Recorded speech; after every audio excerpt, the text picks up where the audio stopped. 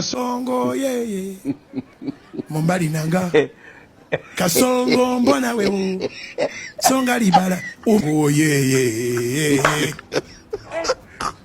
Kasongo mbona wewe Mombali nanga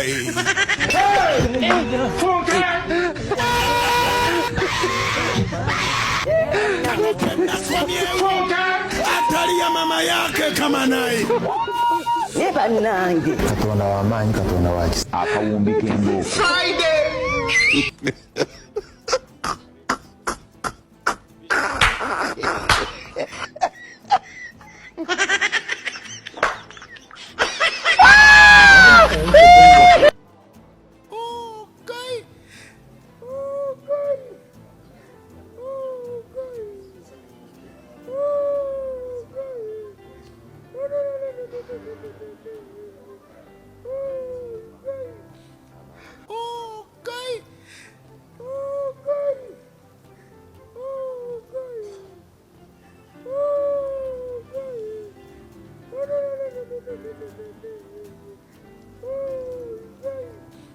Kenya kama kawaida mambo ni mengi sana. Kasongo alimit baadhi ya mabishop pale State House, na hii ni baadhi ya reactions za wananchi, wanasiasa na mabishop.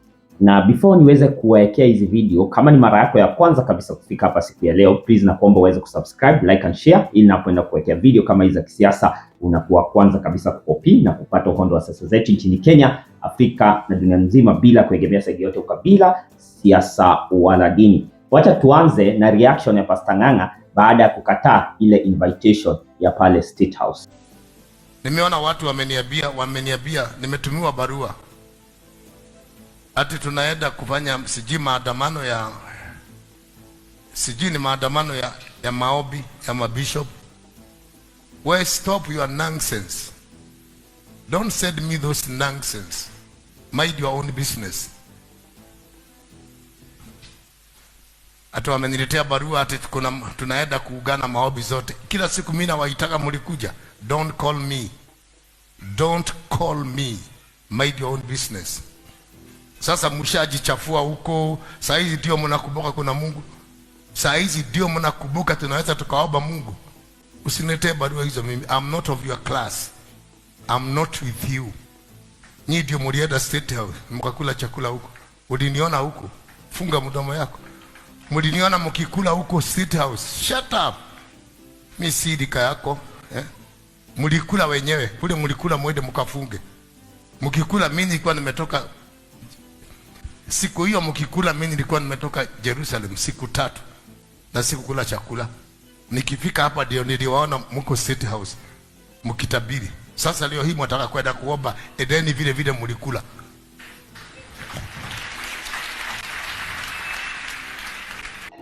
Mimi nafuata ile Biblia inasema wekeni ghala yenu mbinguni.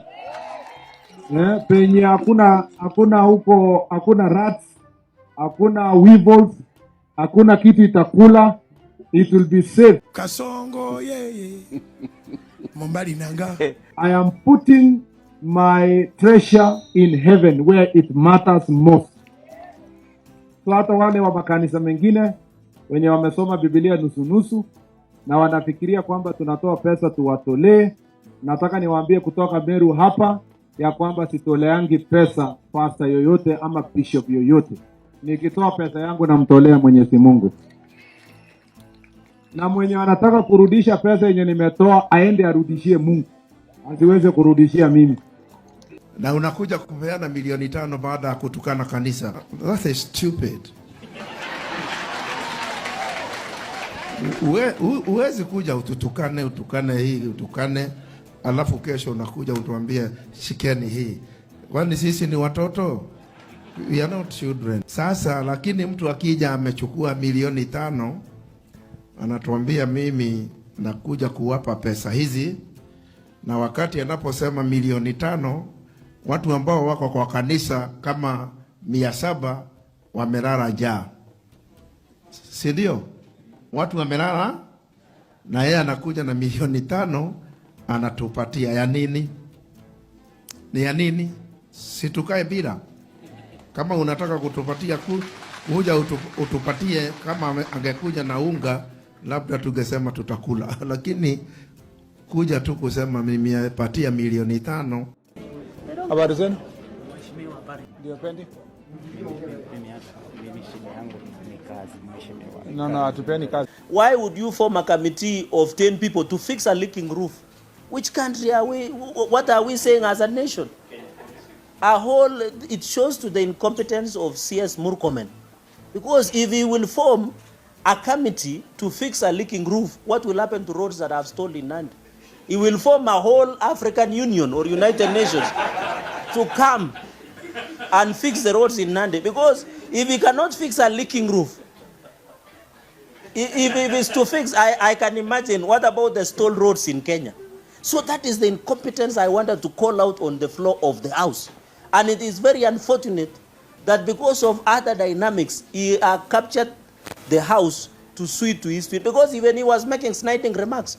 He was even answering senators directly, which is not a procedure of the standing orders. You answer the House through the Speaker. This Mombasa Road, from here, the lower deck, it is flooding. It's not marked. A contractor went away with billions of shillings in the lower deck. Kenyans are, this city is like a floating city in the biblical era. The roads are being washed away, and you heard him, he defended the Chinese. Why would you defend that? We go and borrow loan from a Chinese, we bring it from China here, then we give to contractors of China to go back with our money. What will happen to our local contractors?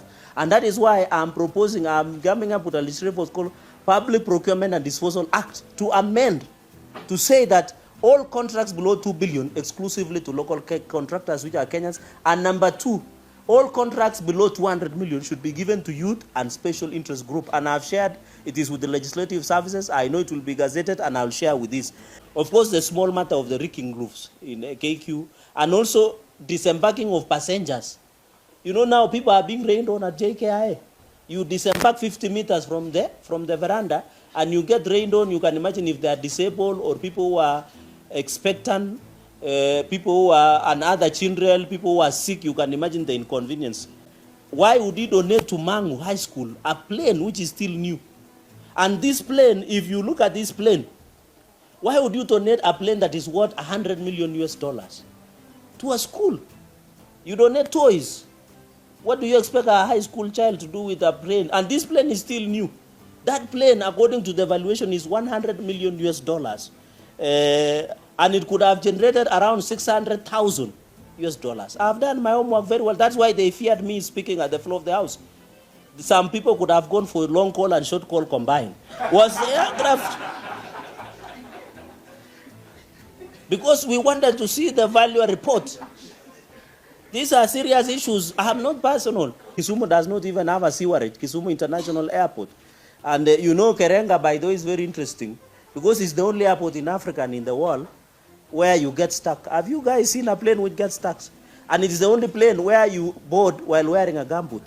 Some of us wear a gumboot so that we board, we go to the farm. But Kerenga airstrip is the opposite, and you saw what happened. So these were the issues, the 3 questions. I didn't want to be personal, but it seems he has, and I want to say without fear of contradiction, personally, sinunui uoga, because bei ya uoga ilishuka, hata wakinipea free, siwezi nunua. So I know truth will always stand with me. The people like Jean Marie Serone, the people who stood with the right are still remembered because they stood with the people. You don't go and eat 10% of Chinese and come and vomit out our legs. We'll call you out when time comes. And I still have many doors here to show when the CS visited. That one is too hot, eh? Can we? He visited, I'm trying to get China Wuyi. In China, he has visited China severally. And you heard at the floor of the House defending Chinese contractors. Where will the hustler contractors who voted for us go if you are giving them contract? Because he received a bribe, and I am daring him to come clean on the allegation of receiving $100 million from China Wuyi when he visited in the month of between June and October. I want him to come out and tell the country. Because every time when he came to insult me in the funeral, he defended the Chinese contractor. Who will defend Kenyans who are contractors? Or does it mean Kenyans, we don't have capacity of doing roads? Even slashing and clogging drainages. Do we need Chinese to come and slash? Where will our young people who do not have jobs go? So I want to dare him to tell the country what agreement did they agree on allegations of receiving $100 million from China, where he was paid an affront of $50 million. And we have all the facts. We have the flight manifest. We know where the money is in Dubai. It is that some of us are just keeping what we call decency, but it has reached a time that the country must know the truth. And that is why he decided to ensure he gets protection from the house so that some of us do not speak and tell the country the truth. Some of them, instead of working, they go on a shopping spree. They wear 130,000. It's called Salvatore Barmaco. They wear expensive watches. They wear a lot of things instead of concentrating on the core business. And that is Kenya, mambo ni mengi sana. I wish you all the best. May God bless you so much. Kama ni mara yako ya kwanza kufika hapa siku ya leo, please naomba uweze kusubscribe, like and share, hautalipishwa, ili ninapoenda kukuwekea video kama hizi za kisiasa unakuwa kwanza kabisa kupopi na kupata uhondo wa siasa zetu nchini Kenya, Afrika na dunia nzima bila kuegemea saidi yote ukabila, siasa wala dini. Ich wünsche euch alles Gute. Auf Wiedersehen, bis zum nächsten Mal. Ciao, ciao.